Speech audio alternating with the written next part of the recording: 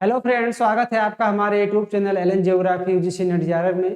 Friends, हम लोग पढ़ रहे हैं थॉट, और थॉट में हमने स्टार्ट किया है स्कूल ऑफ थॉट। ठीक है, तो स्कूल ऑफ थॉट में ऑलरेडी हम पढ़ चुके हैं ग्रीक स्कूल ऑफ थॉट, यानी ग्रीक के जो विद्वान थे उनका जियोग्राफी के डेवलपमेंट में क्या योगदान था। उसी क्रम में आज हम लोग पढ़ने वाले हैं आगे उसके रोमन स्कूल ऑफ थॉट, यानी जो रोम के विद्वान थे। ठीक है, तो उन विद्वानों का ज्योग्राफी के डेवलपमेंट में क्या योगदान था, तो आइए देखते हैं और पढ़ते हैं। ठीक है, तो चलिए स्टार्ट करते हैं।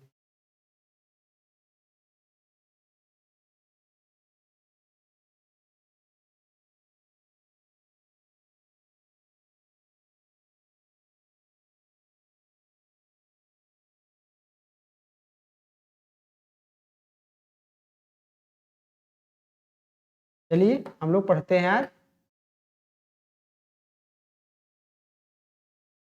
कंट्रीब्यूशन ऑफ रोमन्स, यानी जो रोम के विद्वान थे उनका ज्योग्राफी के डेवलपमेंट में क्या कंट्रीब्यूशन रहा है।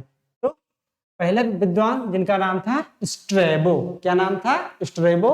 तो आइए देखते हैं कि स्ट्रेबो ने कौन कौन सी किताबें लिखी और इनके कौन कौन से कंसेप्ट दिया ज्योग्राफी के विकास के लिए। ठीक है, तो इन्हें फादर ऑफ रीजनल जियोग्राफी माना जाता है। किसको? स्ट्रेबो महोदय को।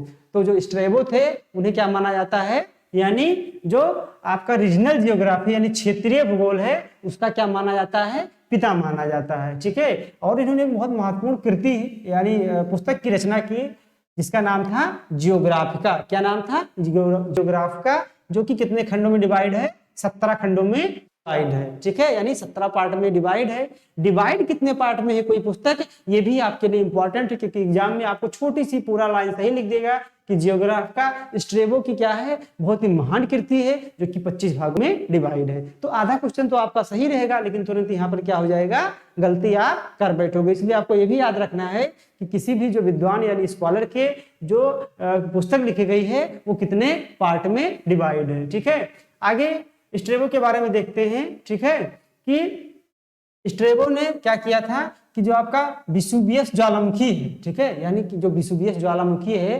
इटली में है विसुवियस। ठीक है, विसुवियस कहाँ पे है? इटली में है। उसको उन्होंने क्या कहा था? बर्निंग माउंटेन, यानी जलता हुआ पर्वत। ठीक है, तो विसुवियस महोदय ने जो आपका विसुवियस ज्वालामुखी था उसको क्या बोला था? उसको बोला था इन्होंने जलता हुआ पर्वत। ठीक है, आगे देखते हैं जो दूसरे महत्वपूर्ण विद्वान आए उनका नाम क्या था? टॉलमी। क्या था?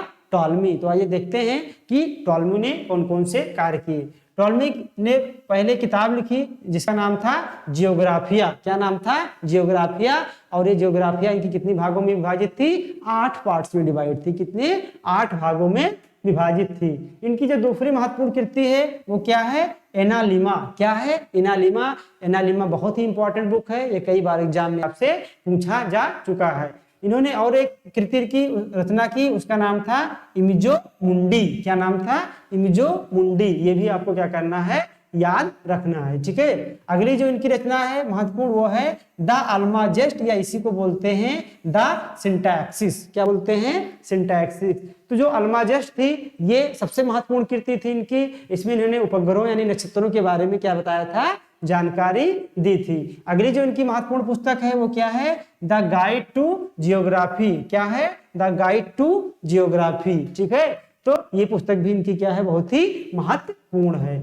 अगली जो इनकी पुस्तक है वो है टेरा इनकॉग्निटा। टेरा इनकॉग्निटा का मतलब होता है अनजान भूमि। अनजान भूमि मतलब जिसके बारे में किसी को जानकारी अभी तक नहीं थी। तो ये भी इनकी महत्व क्या है, पुस्तक है। ये पुस्तकें इनकी जो है क्या है, इनकी तो हजारों पुस्तकें हैं, लेकिन आपको जानना सिर्फ इतना है क्योंकि इसी में से आपके एग्जाम में बार बार पूछा जा रहा है। ठीक है, इन्हीं को एक उपनाम से पुकारा जाता है पैलियागियोरिस्ट। ठीक है, पैलियागियोरिस्ट इनको क्यों कहा जाता है? पैलियागियोरिस्ट का मतलब होता है साहित्यिक चोर। क्या होता है? साहित्यिक चोर। ठीक है, पैलियागियोरिस्ट का मतलब क्या होता है? साहित्यिक चोर। इनको साहित्यिक चोर के उपनाम से भी जाना जाता है। ऐसा माना जाता है कि टालमी ने कई विद्वानों के थीसिस और जो है थीसिस जो होता था, यानी जो कुछ भी वो लिखते थे उसको चुरा के खुद ये क्या करते थे, अपने में शामिल कर लेते थे, और लोगों को लगता है कि ये किसका कार्य है? टालमी महोदय का कार्य है। इसलिए इनको कुछ विद्वानों ने क्या बोल दिया?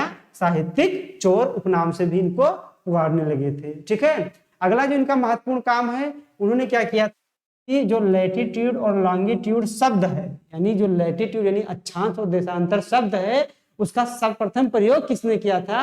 तो उसका सर्वप्रथम प्रयोग किसने किया था? इन्हीं ने किया था, टालमी महोदय ने। किसने किया था? टालमी महोदय ने। आगे देखते हैं, इन्होंने मॉडिफाइड कोण प्रोजेक्शन, यानी जो आपका कोण प्रक्षेप है उसको, जो उसका संशोधित रूप प्रस्तुत किया था, वो किसने किया था? तो वो भी टालमी महोदय ने किया था। यानी जो कोण प्रोजेक्शन होता है, हम लोग प्रोजेक्शन में देखेंगे, यानी हम लोग जो है ज्योग्राफिक टेक्निक में पढ़ेंगे जो प्रोजेक्शन, तो उसमें एक टाइप होता है कोण प्रोजेक्शन। किसका? कोण प्रोजेक्शन। तो कोण प्रोजेक्शन किसी ने बनाया होगा, तो उसको इन्होंने क्या किया था? मॉडिफाई किया था, यानी उसका संशोधित रूप प्रस्तुत किया था। आगे इन्होंने दो प्रोजेक्शन की रचना की थी, एक का नाम था ऑर्थोगोनल और दूसरा का नाम था स्टीरियोग्राफिक प्रोजेक्शन। यानी ऑर्थोगोनल और स्टीरियोग्राफिक प्रोजेक्शन की रचना किसने की थी? तो किसने की थी? टालमी महोदय ने की थी। तो टालमी के देख सकते हैं कि ज्योग्राफी के डेवलपमेंट में इनका कितना बड़ा कंट्रीब्यूशन है। ठीक है, क्योंकि इनके कार्य ही बता रहे हैं कि इन्होंने ज्योग्राफी के लिए क्या किया है, काफी कार्य किया है। तो ये था टॉलमी महोदय के बारे में। आगे देखते हैं, विद्वान हुए प्लिनी। कौन हुए? प्लिनी। किसमें? ये रोमन स्कूल ऑफ थॉट हम लोग पढ़ रहे हैं। प्लिनी की जो है, प्लिनी के जो कार्य है वो तो महत्वपूर्ण है ही, साथ ही जो इनके जो किताबें हैं, जिनकी पहली किताब है हिस्टोरिया नेचुरलिस। ठीक है, क्या है? Historia naturalis. ठीक है, ये इनकी बहुत महत्वपूर्ण कृति है और इसको आपको क्या करना है? याद रखना है। ये कई बार क्या है, एग्जाम में पूछी जा चुकी है। ठीक है, और अंत में जो चौथे ज्योग्राफर थे, कहाँ के? रोम के, उनका नाम था पाम्पोनियस मेला। इन्होंने बहुत सारी पुस्तकें लिखी, जिनमें जो मुख्य पुस्तकें हैं वो कौन सी हैं? वो है आपका कॉस्मोग्राफी। ये पहली इनकी मुख्य पुस्तक है। ठीक है, कॉस्मोग्राफी, जिसमें इन्होंने ब्रह्मांड के बारे में बताया कि तारे क्या होते हैं, ग्रह क्या होते हैं, उपग्रह क्या होते हैं। और जो इनकी दूसरी महत्वपूर्ण पुस्तक है वो है डिकोरो। क्या है? डिकोरोग्राफिया। डिकोरोग्राफिया के बाद तीसरी इनकी महत्वपूर्ण जो कृति है, पुस्तक है, वो है स्काई लैक्स। क्या है? स्काई लैक्स। ठीक है, तो ये तीन किताबें इनकी आपको याद रखनी है। कुल मिला के रोमन स्कूल ऑफ थॉट में 4 ज्योग्राफर हुए, ये चारों बहुत ही इंपॉर्टेंट हैं। ठीक है, इनके बारे में जो भी आपको बताया गया है एज इट इज आपको याद कर लेना है। देखिए, थॉट को याद करने का तरीका ये है कि किसी भी विद्वान के बारे में जो भी बताया जा रहा है, आप उसको क्या कीजिए, लिखिए, नोट्स बनाइए और पेस्ट कर दीजिए। कहीं पर भी आप दीवारों पर पेस्ट कर दीजिए, अपने नोटबुक में रखिए और बार बार ही जब भी आपको टाइम मिले रिवीजन कीजिए। रिवीजन ही के द्वारा इनके जो बताई गई किताबें हैं और इनके द्वारा जो किए गए कार्य हैं वो क्या है, आप हमेशा याद कर सकते हैं। ये चीजें आपको रिवीजन के द्वारा ही याद होंगी। तो आज के लिए इतना ही, मिलते हैं नेक्स्ट स्कूल ऑफ थॉट के साथ। ठीक है, ऑल द बेस्ट।